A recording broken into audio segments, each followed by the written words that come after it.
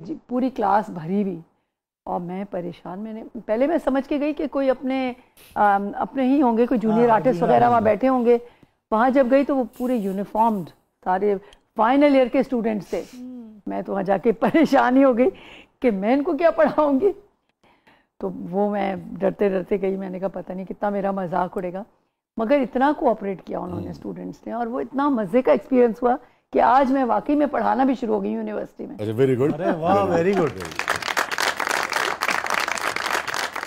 और उस वक्त वो जो उसका जो ट्रैक था ना कि एक नौजवान खातून अगर किसी वजह से बेवा हो जाती हैं, दुनिया से चला जाता है उनका हस्बैंड, बिल्कुल, तो उसको अपनी ज़िंदगी के फैसले करने चाहिए, आगे बढ़ना बढ़ सकती चाहिए, है, बिल्कुल। और माशरे को उसको इनकरेज करना चाहिए। कबूल करना तो छोड़ दीजिए, हाँ, क्योंकि इस्लाम ने इजाज़त दी है ना, हमारे मज़हब ने यस। इजाज़त दी है। मुझे याद है उसके ऊपर बड़ी तवील उस बहसें पे हुई बहुत, थी। हाँ, मुझे याद है बहुत और बहसें हुई थी मेरा, एंड पे, और इवेंचुअली मान गए हाँ। थे। और लोग बड़े खुश होते हैं हैप्पी एंडिंग से। और हसाम की कितनी सारी यादें हैं ना, हसाम की भी बहुत यादें हैं, वो तो इतना ज़्यादा याद आते हैं।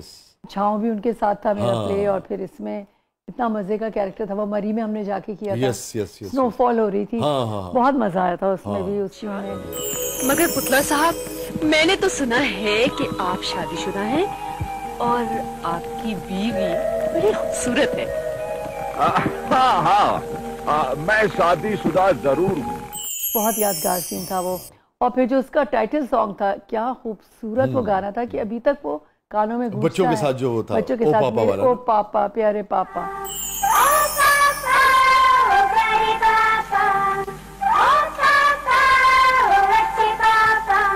फिर उसकी जो खास बात एक थी जो मुझे बहुत पसंद है, जो तुम्हारी एक उसमें नज्म थी, काश मैं तेरे हसीयात का कंगन होता।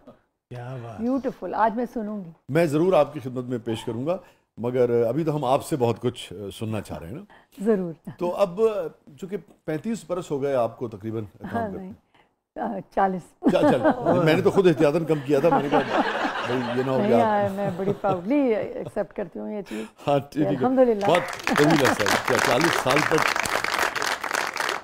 तो मैं नाज़रीन को बताता चलूँ कि एक सरप्राइज भी है अगले मरले में, आपके लिए भी एक सरप्राइज है। अच्छा। वो भी हम आपको के साथ शेयर करेंगे। आप वर्किंग वुमन रही और आप उस ज़माने से लैला काम कर रही हैं जो ज़माने में जो आज मुआशरे की राय है टेलीविज़न के अदाकारों के बारे में, ख़वातीन अदाकारों के बारे में, उस ज़माने में राय बिल्कुल नहीं होती थी। आज भी मुख्तलिफ़ तरह की राय पाई जाती है। मनफी राय आज जितनी पाई जाती है उस ज़माने में इससे कम से कम भी 200 गुना ज़्यादा थी। बिल्कुल। ठीक है, तो कैसे आप मैनेज करती थी? बिल्कुल वो दौर कैसा था? सही कहा है, क्योंकि उस ज़माने में तो ये टाबू था ना कि शोबिज़ को लोग अच्छा नहीं समझते थे, और समझते थे कि जो शोबिज़ में है तो वो सही नहीं होगी लड़की। जब मैं शोबिज़ में आई तो मेरे लिए थोड़ी सी शुरू में बहुत चैलेंजेस थे, और ना सिर्फ ये कि बाहर की दुनिया में बल्कि अपनी फैमिली से भी। अरे जो मेरे इन लॉज थे उनको भी एक्सेप्ट करना बहुत मुश्किल हुआ शुरू में। जुबैरी साहब ने तो बेखैर में हमेशा उन्होंने स्टैंड लिया मेरे लिए। हाँ, मुझे आज तक याद है, उन्होंने मेरे लिए जुबैरी साहब साथ आते थे। उन्होंने मेरे लिए स्टैंड लिया, और यही वजह है कि आज तक मैं काम कर रही हूँ। क्योंकि मुझ में हौसला नहीं था कि मैं झगड़ के कोई काम कर सकूं। तो वो लड़ गए आपके लिए फैमिली से, दुनिया से। मगर ये हुआ कि हाँ, एक्सटेंडेड फैमिली की तरफ से भी काफ़ी प्रॉब्लम्स आई, और फिर तो मेरी मदर इन लॉ जो थी वो बड़ी खुश होकर लोगों को बताती थी, ये है मेरी बहू लैला जुबैरी। तो सबने फिर एक्सेप्ट कर लिया।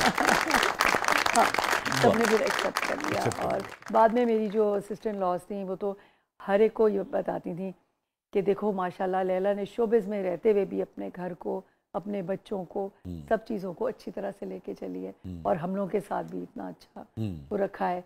कोई उस पर कुछ नहीं बिगाड़ा शोबिज़ ने उसका। अच्छा, इस जुमले की तहों में बहुत कुछ है।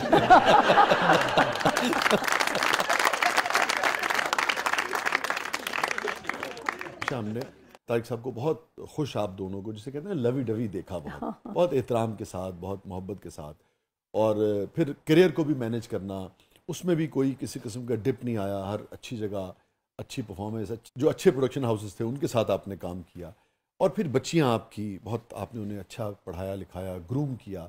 तो ये सारी चीज़ें, कुछ चैलेंजेस ज़्यादा होते हैं उन ख़वातीन के लिए जिनको इस तरह से काम करना पड़ता है, ये सेम होते हैं? बिल्कुल ज़्यादा होते हैं, क्योंकि जो एक औरत है वो हाउस वाइफ तो होती ही है, चाहे वो बाहर के कितने भी काम कर ले, घर की जिम्मेदारी तो उसकी रहती है।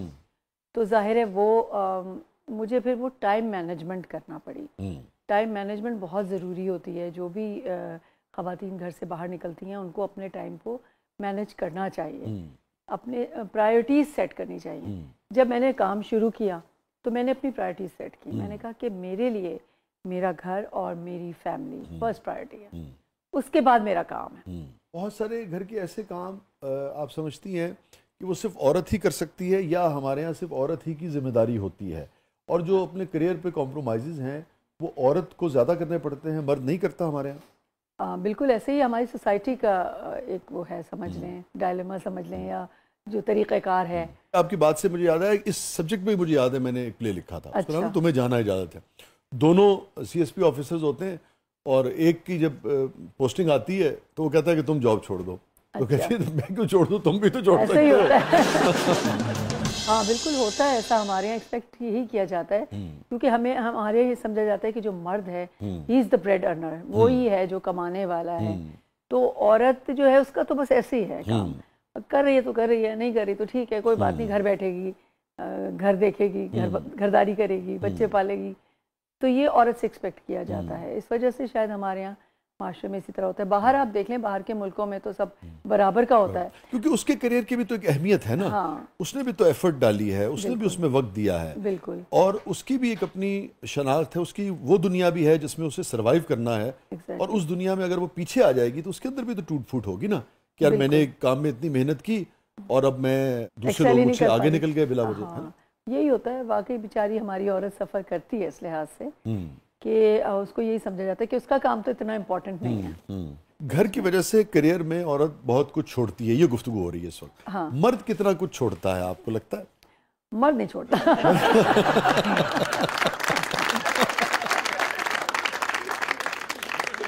मर्द का तो वही क्या करें, हमारा ऑफिस है, हमें तो जाना है, कोई बात नहीं, तुम देख रही हो ना, तुम हो ना घर पे। हाँ, हाँ। तो वैसे जुबैर साहब कामों में बाकी भी हाथ बटाते हैं हर तरीके का? घर के कामों में तो नहीं, हाँ, मगर ये कि सुपरविजन में करते। अच्छा, घर के कामों नहीं बटाते? घर के कामों की उन्हें आदत नहीं है। टिपिकल मेल हैं या हस्बैंड है, या फिर इतने ही रोशन ख्याल है कि ठीक है भाई काम कर रही हो, मुझे कोई एतराज नहीं है? हाँ, नहीं, काम करने इससे ज्यादा नहीं, कोई एतराज नहीं है। मगर ये कि नहीं, इस तरह से है कि अब तो ज़ाहिर घर पे होते हैं तो ज़ाहिर है अब संभाल लेते हैं घर, मगर हाँ किचन वगैरह नहीं कभी भी। चाय नहीं पिलाई आपको बनाते? नहीं, चाय वाय नहीं बनाते। मैंने कहा इस मास पे नहीं जाऊंगा मैं। वो मेरी मेट कहती है कि वो आपने मुझे रखा है काम करने के लिए, और आपने साहब को रखा है मुझसे काम करवाने के लिए।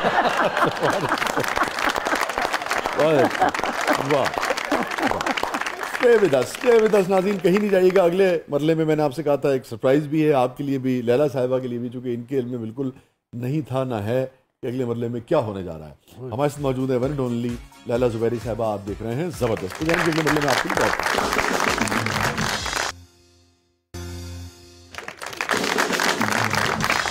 वेलकम बैक नाज़रीन, ज़बरदस्त में एक बार फिर खुशामदीद। और जिस सरप्राइज़ की हम बात कर रहे थे वो हमारे साथ मौजूद हैं। हमारे साथ मौजूद हैं मोहतरम तारिक ज़ुबैरी साहब, और आप हस्बैंड हैं लैला ज़ुबैरी साहिबा के। Welcome to the show sir. वाह वाह वाह, वो मेरी बीवी है।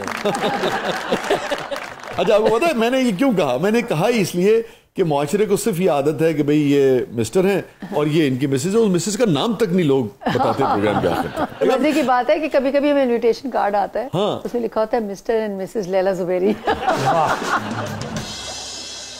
हाँ, तो I feel proud of it. मैं यही तो कह रहा हूँ। मैं कहता हूँ क्या फर्क पड़ता है यार, अगर आ गया तो पहले उसका नाम आ गया तो। हाँ, 1% भी है मुआशरे में ऐसे लोग नहीं होंगे। नहीं मानते, मगर मैं कहता हूँ नहीं इट्स फाइन, है ना? क्यों नहीं हम मानते? माइंडसेट माइंड होगा तो सेट होगा ना लोगों। वो हमारा घर है ना जी, उसके बाहर लिखा हुआ है ज़ारा और वसी का घर। तो बेगम साहब ने अपना नाम जो है अच्छा वो पहले लिखा। मैंने कहा बड़ी मेहरबानी आपने मेरा शामिल कर लिया, मैं क्या कर लेता।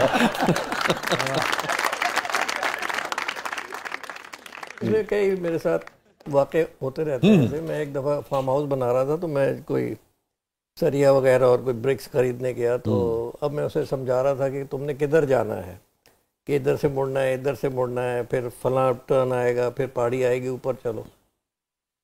कहता है मड़ा हमें बताओ लैला जुबैरी के घर के आसपास का रेफरेंस दो, हमें पता है। और मैंने कहा भाई वहीं ले जाना है।